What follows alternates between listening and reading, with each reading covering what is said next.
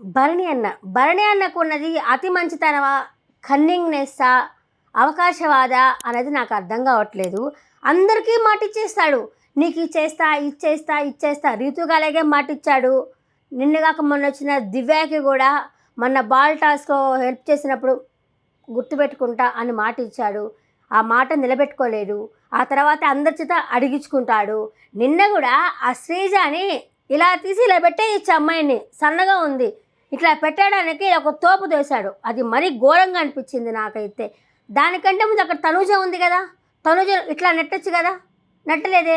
శ్రీజాని తీసుకెళ్ళి పెట్టినందుకు కూడా కాదు, ఆ నెట్టడం ఏంది ఫోర్స్లో. ఇప్పుడు మనము నిద్రపోతూ ఉంటాము, నిద్రపోయినప్పుడు సడన్గా మనకు వచ్చి ఇట్లా ఎవరైనా కుదిరిస్తే ఎలా ఒక రకమైన టెన్షన్ అలా ఉంటుంది కదా. అలాగే శ్రీజాని ఒక తోపు తోస్తే తనకి హార్ట్ బీట్ ఎలా ఉంటుంది అది ఒకసారి చూసుకోవాలి కదా.